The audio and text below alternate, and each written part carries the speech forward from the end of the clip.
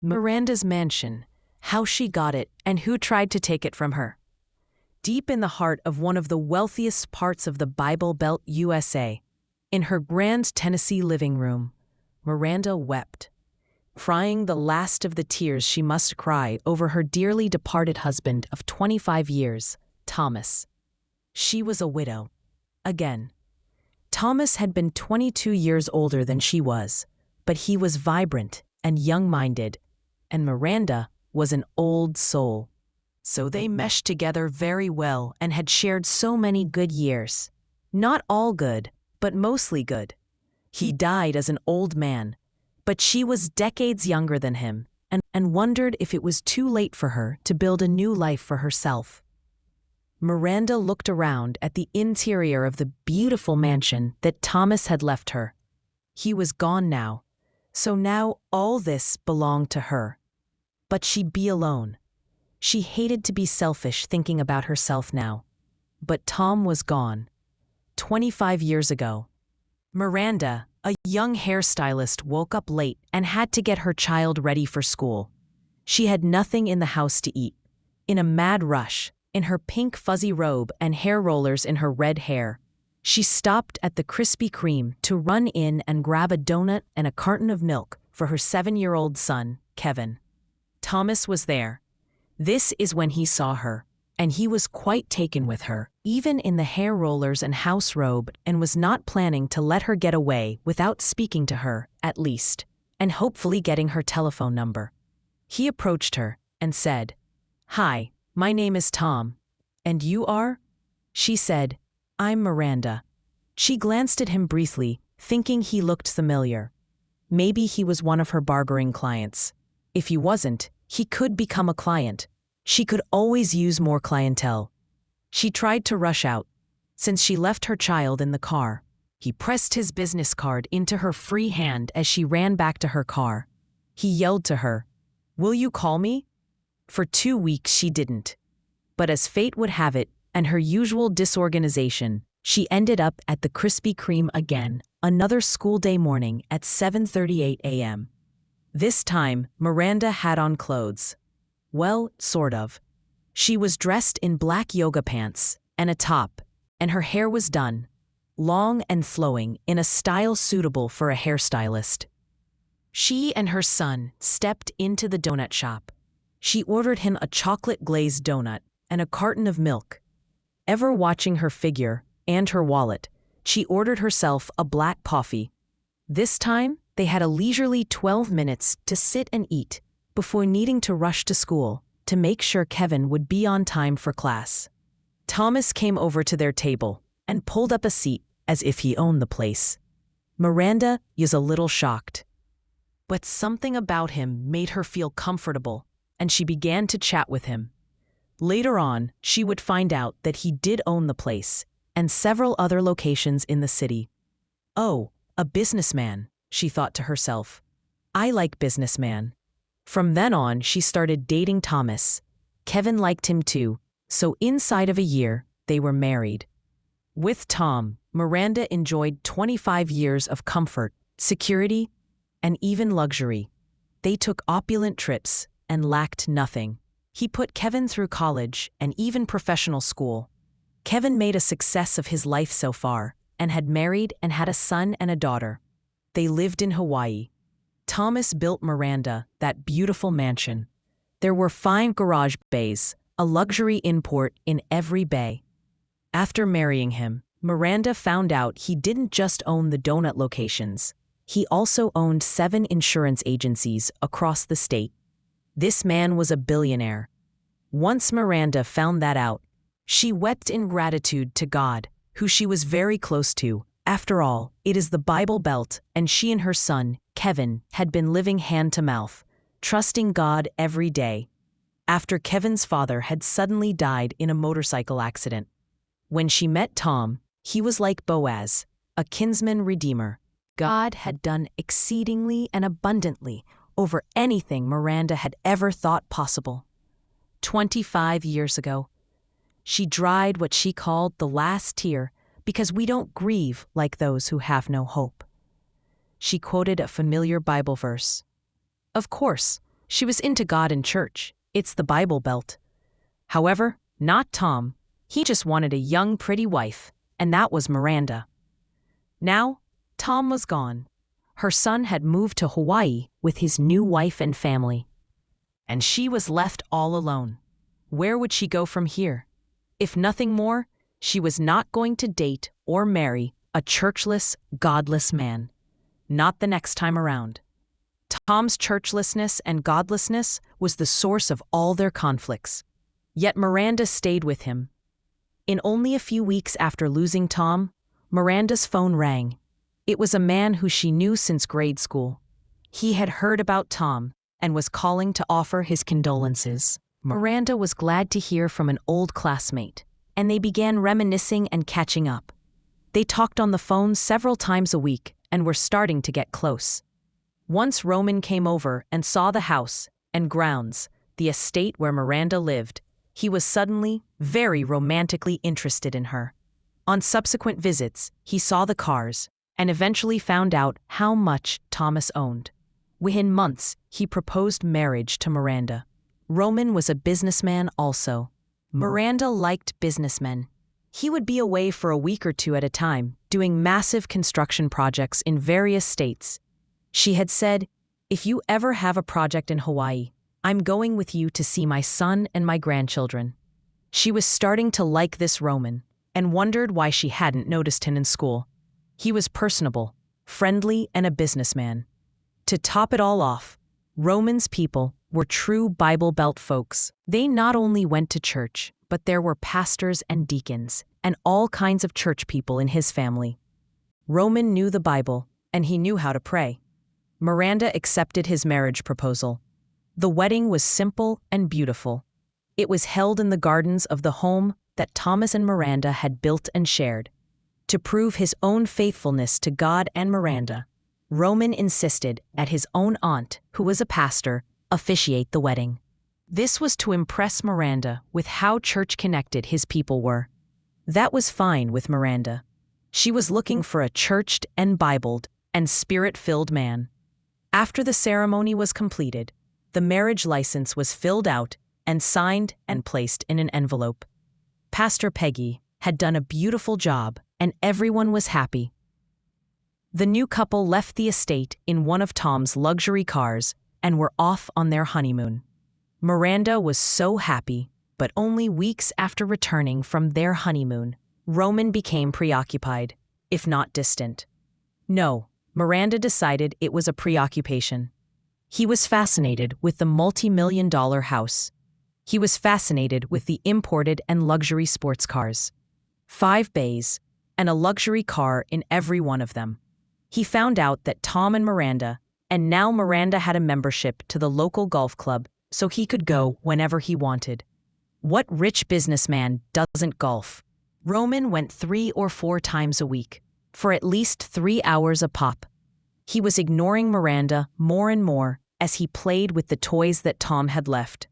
Miranda knew she wasn't also a toy because Roman wasn't paying much attention to her at all. She noticed that he flew out on construction projects less and less, but he still didn't have much time for her. What was he doing with his time? She wondered. Not that they needed it, but he is a businessman. But he never talked about money or paying for household expenses. He behaved as if Miranda should just take care of him. Now 6 months later, it is Miranda's birthday.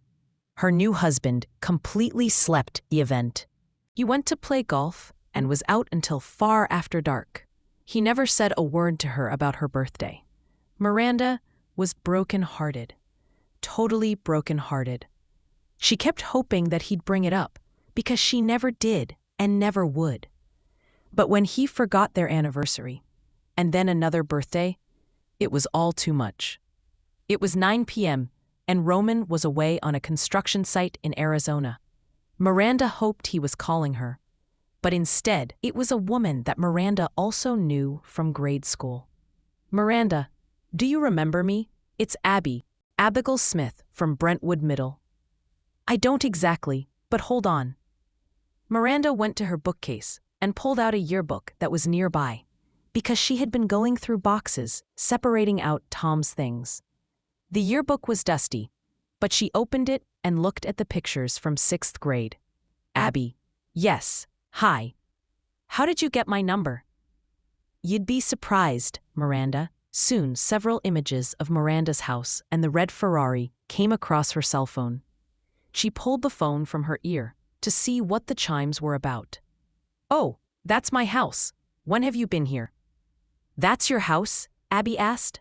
Yes. I live in Brentwood. Where do you live? And is that your car? Yes, it is one of my cars, Abigail. Why you ask? Abby kept talking. I have these pictures because... She hesitated a moment, then said it. Roman.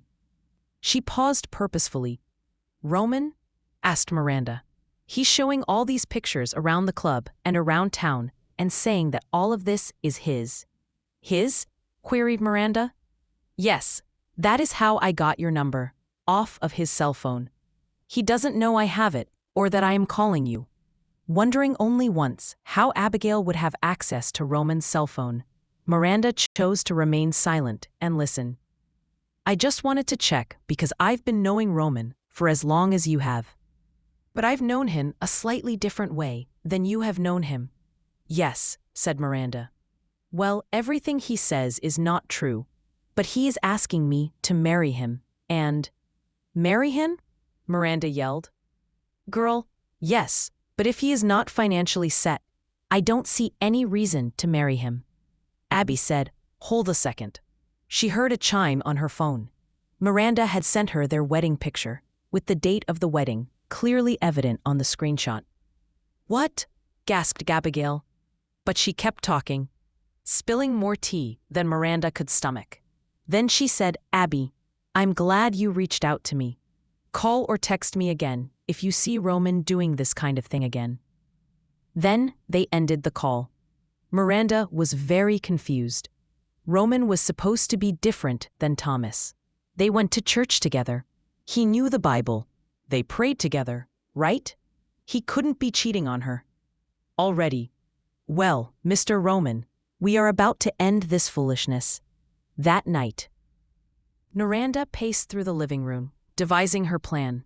She had not gotten a prenup from Roman, thinking this was her forever man. After all, she had been knowing him practically all of her life, since childhood. How did he deceive her like this? How could he? First thing the next morning, she reached out to her lawyer, but was disappointed to hear what the lawyer had to say. Roman has been your husband for how long? 1.5 years. Any children from the union? No. What assets did he bring to the marriage? He's well off. He owns a construction company. Oh, how much is it worth?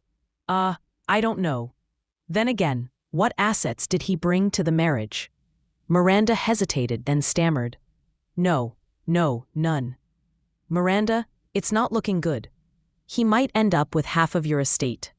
Unless he's worth more than you, and you can end up with half his estate? Miranda replied, I don't really think he has an estate. Well, you can make him an offer that he will accept. Oh? You're worth many millions of dollars, Miranda. Perhaps you can offer him 1 or 2 million. If he is a gold digger, he will probably take it and be on his way. $1 million. I'm not giving him anything, Miranda protested. He brought nothing to the marriage. He shared nothing. That is, if he has made anything, and he is not getting any payout from me. Miranda, this is a real quagmire. You are going to have to do something to get out of this. Make him the offer and get back to me with what he says. She made him an offer. Roman laughed and walked out the door to go play golf, vowing that he will either get half or he will get it all. Miranda took that as a threat. What does he mean by get it all? Is this man dangerous? She asked herself. She began to pray. She fasted and prayed. I will not fear, for what can man do to me? God has not given me a spirit of fear, but one of love, power, and of a sound mind. She prayed non-stop until it was the 3rd day. She fell out in exhaustion and went into a deep, deeply deserved sleep, while Roman didn't even come home that night.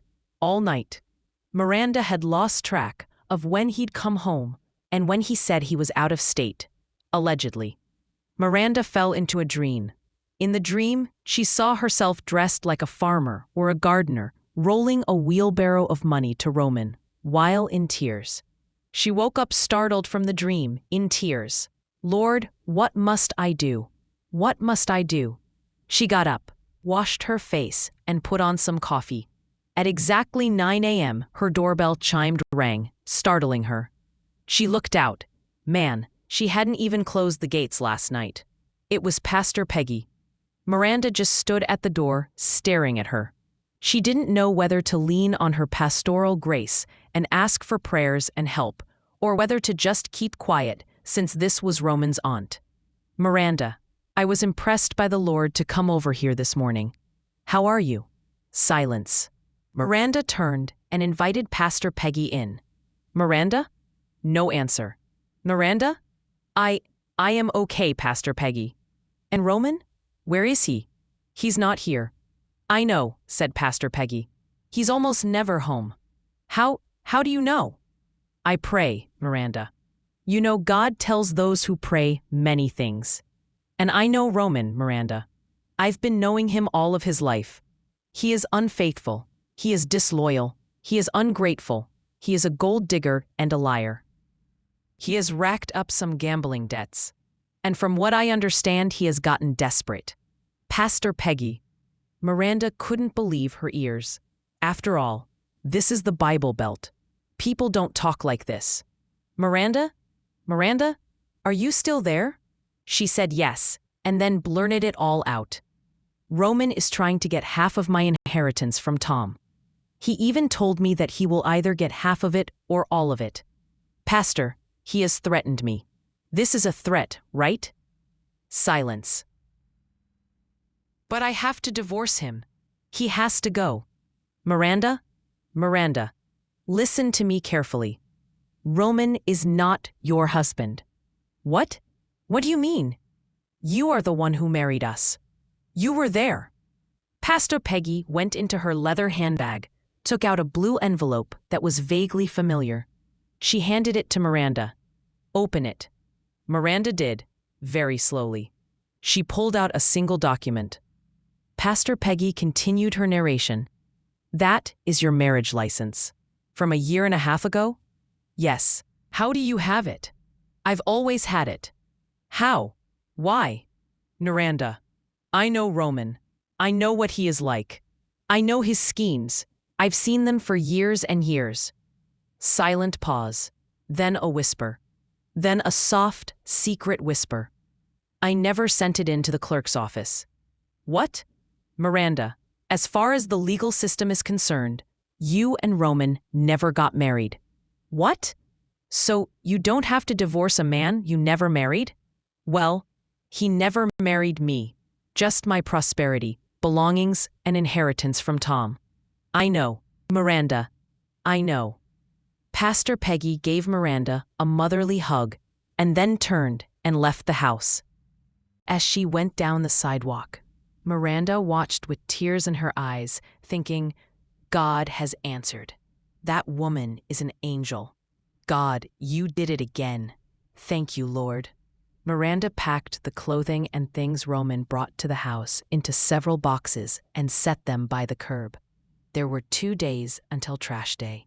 She didn't care if Roman got back before the garbage collectors or not. She bought an incinerator can, and the things she paid for and bought for him she burned with delight in the backyard. The estate was remote enough that no one saw it, but they may have seen some smoke. Too bad. Once the embers died down and the can cooled, she would drag that to the curb for the garbage man to take. She did keep one thing she found in Roman's belongings: a small vial of poison.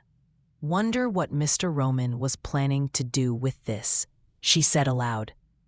This must be how he was planning to take all of her estate when he made that threat, half or all. She called her attorney and told him what she had found in Roman's closet. But he told her she had nothing unless she heard him planning to use it, or actually using it on her. But he still made a file on this in case anything happened to her. She texted Abby a picture of the vial and said, "Be careful, Abby. I found this hidden in his closet. He might be dangerous." The locks were changed. They were done. She closed the gate and locked it. She texted him to let him know that they are not married and were never married, so there was no settlement. She also told him that his things were at the curb. Then she added, "Everything except the vial of poison, your fingerprints on it, and that will be kept in a very safe place and would surface if anything ever happens to me. Do not ever come near this house or me again, Norman Jones." With that, she pressed send. Miranda sat down for a moment. She whispered, "God is a revealer." She was resolute, knowing that there would be no tears this time, except for her repentance to God for having lived as a married woman to a man that she was not married to. "Lord, hear my prayer," she began.